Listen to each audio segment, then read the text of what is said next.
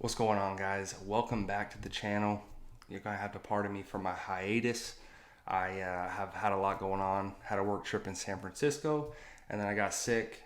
But as you can see, got the dripped out San Francisco Giants hat as a memorabilia piece to remember my trip. And then also, I had to get a couple pieces to update the studio and make these videos a little bit better. Up the sound quality, up the lighting, things like that. But at last, let's get into it. Today's payday for me, so I just wanted to make a short, quick video about budgeting and talk about how I structure my budget and maybe give you some tips and tricks to help you better finesse your bread to save and invest a little bit more money and get out the rat race. Let's get into it. So just for the record, I get paid twice a month. I get paid on the 15th of the month and the last day of the month.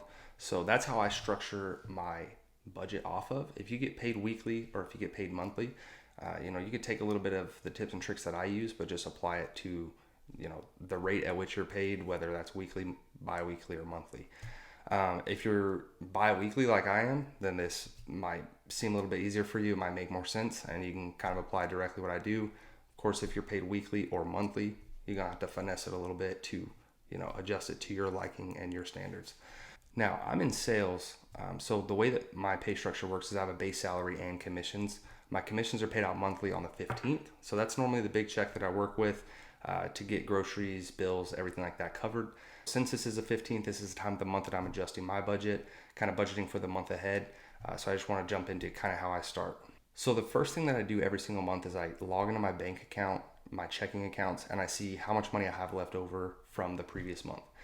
Any money that I have left over from the previous month, I pull out, I stick it in savings, invest it, do whatever I like to do because that's money that wasn't used. So that kind of starts me with a new slate, zeros in all my accounts. Any additional money that was left over is put in savings or invested. That's just only helping me get closer to my goals. That's the reason I do that. Of course, if you have any money left over from the previous month's budget, you can spend it, invest it, you do whatever you want. It's your money.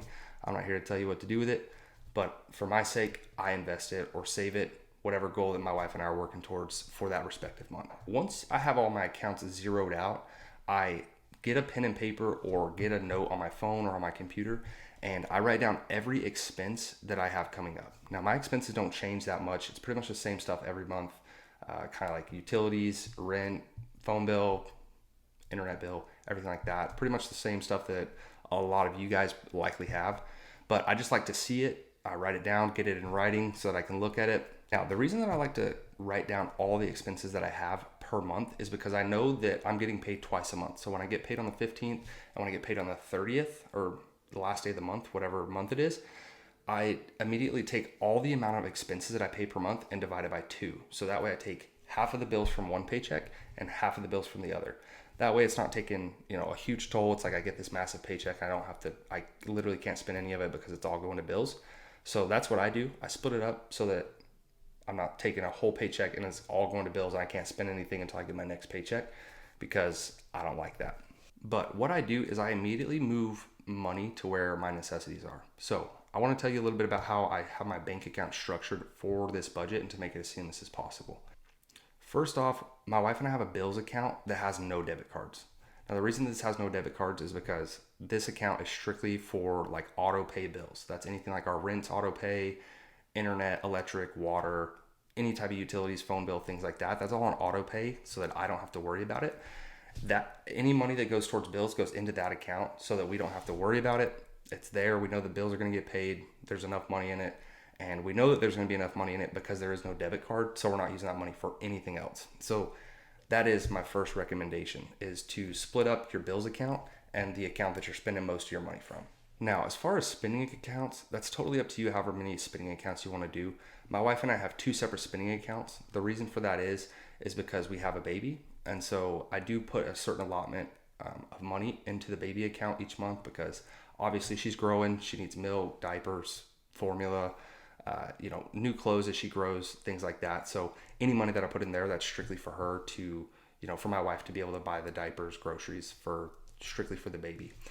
The other spending account is strictly for my wife and I. So we both have a card for that one.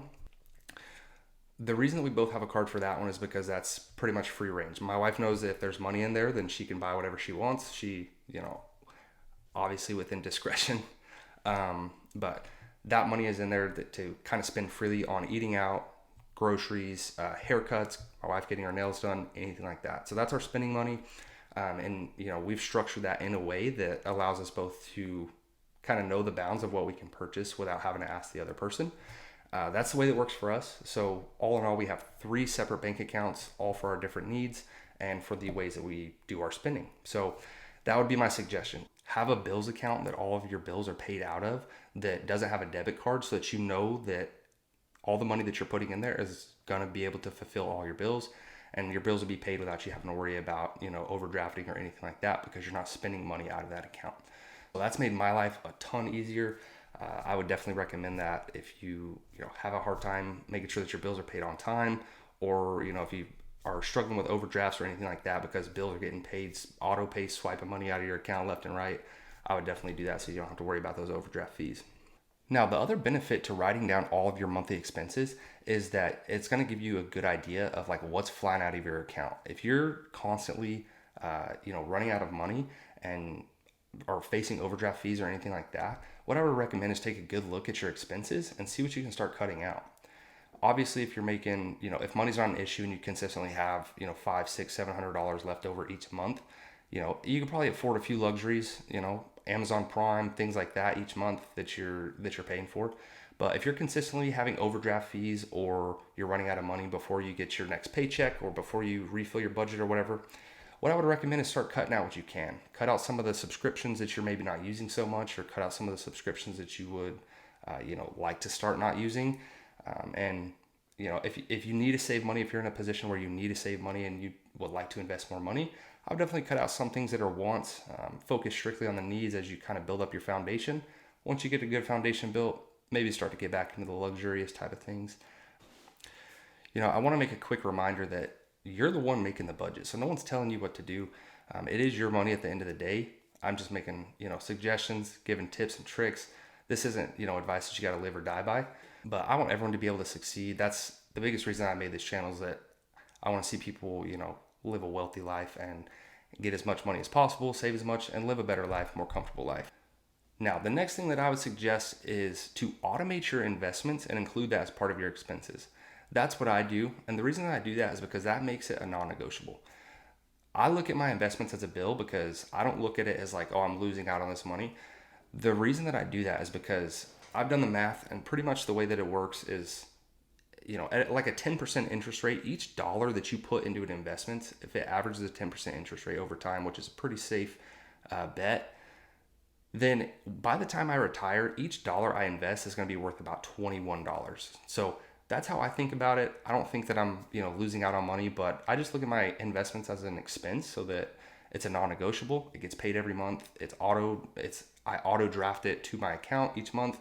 It's auto invested into the particular investments that I choose. It's pretty much all on autopilot, so that makes it super easy for me. Secondly, what I would recommend is that you have a savings account separate from your bills account and your spending account. Now, the reason that I suggest that, and let me emphasize this, I highly suggest this, because this is the one that can bite you in the butt. I did a short stint as a financial advisor, as an internship when I was in college, and oftentimes what I saw is people would be like, yeah, I'm saving money, but as soon as something comes up, I just transfer money from my savings and I pay for the emergency.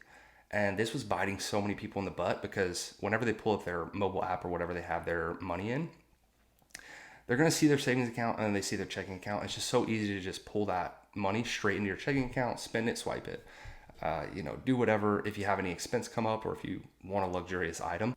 So what I would recommend is get an entirely separate bank account. So that way, when you're logging on, checking your spending, looking at your mobile app with all your spending accounts, you're not seeing that large savings.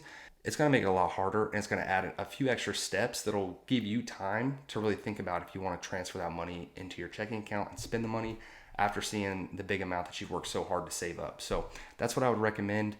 Please consider that, because that's going to help you save a lot of money. That's going to help you keep your savings in savings. Definitely consider that if you have a problem with saving money. That's a huge suggestion. Hopefully that will help you guys out. If you do apply that, let me know, and let me know how that helps out your savings. All right, now that I've kind of talked about how I structure my budget and how I structure all my diversification of my paycheck, I want to talk about some reasons why we budget. The reason that I budget is because I have specific goals in mind that I want to achieve. Right now, some of the goals that my wife and I have are to buy a house. Obviously, I want to get into rental properties as well. So I want to save up some money so I can get a first rental property. And then obviously for retirement, we want to have a comfortable retirement. We want to be able to live the way that we want to live and live a luxurious life. I'm going to be $100. I mean, I don't know why anyone else would, work super hard if you're not trying to live a bougie life. So that's why I'm trying to get wealthy. So yeah, I want to live a luxurious life, and that's why I budget. That's why I invest. That's why I save money. And that's why I pay close attention to my finances. So once you've got all your bills paid, you've got all your groceries paid, you got all your necessities, you're basically four walls and food in your belly. We got to start talking about where to put the rest of the money, the surplus. Now, I'm not a huge Dave Ramsey fan. However, for beginners, I would definitely recommend that you look into Dave Ramsey's concepts. The concepts that I do like from Dave Ramsey are start off to pay all your debts off. I think that's a great idea. However, I don't think that all debt is bad debt, but that's a conversation for another day. I ain't gonna open that can of worms today. But what I would recommend is paying off all credit card debt, getting that out of the way, student loans, things like that. Get that paid off so that you can focus on building a good foundations with a solid savings account and then an investment account. Now, what I would recommend as a first goal, and maybe you could apply this for your personal budget, is to get a savings account with about 6 months of savings. Now, the reason that this is beneficial is just because this is just peace of mind. So I know there's a common saying out in the finance world, it's like, oh, give every job a dollar. Sometimes that dollar's job is literally just to provide you with peace of mind, because that's what my savings account does for me. It could be better off, in investments or making more money, or I could use it for, whatever the case may be, anything that I want to buy, but that money is there to provide me peace of mind. Now, that's pretty much it for this video. Just want to make a quick overview about how I budget, how I structure my budget, how I move my money around. These videos don't have a ton of super fancy transitions. If you want those super fancy transitions, feel free to go visit Graham Steffen's channel, Andre Jick, my boy Bia Heza. As for this channel, I'm going to give you maybe some fun transitions, some cuts, snippets put together. For now, I'm focused on making the best content. Hopefully this helps you guys out. If it did, please make sure to smash the like button, subscribe to the channel, hit the little bell, so that every time that I post a video, you will be notified and you can be the first to like it, first to comment and things like that. If you have any questions about budgeting or anything else that you want me to dive into, please feel free to leave it in the comments below. I'll be happy to touch base with you in the next video. And with all that being said, we are signing off. Peace out.